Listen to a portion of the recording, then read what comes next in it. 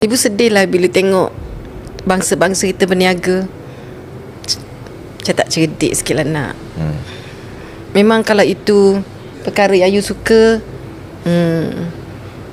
tak tahulah, you tak suka riak-riak, tunjuk-tunjuk kemewahan, belum-belum kereta-kereta mewah di jalan raya.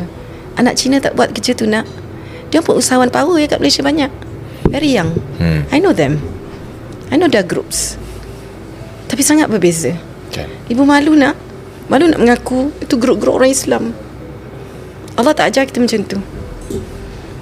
Kita nak jadi dermawan, jutawan yang beri impact, tapi tak riak, tapi pandai gila, Power gila, buka empire, steady je, tahu-tahu dah capture the world.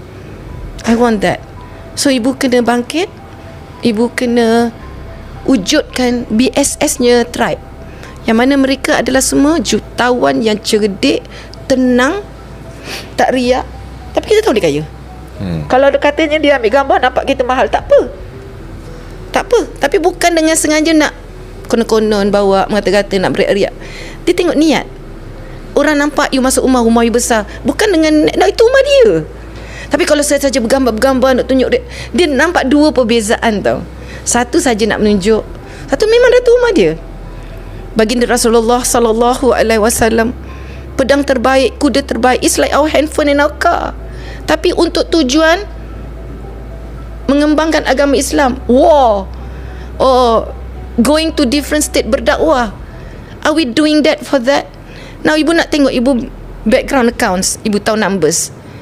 If you give me your accounts, I want to see kalau kemewahan ini semua dalam kemampuan ratio of your income and expenses of the company or not.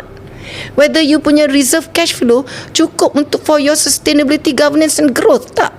Dan tak ada formula tu semua. Jangan berniaga macam tu. betul. Tapi kalau betul hak you, memang that balance is there and it's belong to you, not the company, buy whatever, even private jet. I don't trust. I don't think you do your calculation correctly. Even if you do, tak payah belagak lah nak. Tak payah. Kan. Ibu cakap dengan anak didik ibu semua, jangan belagak lah.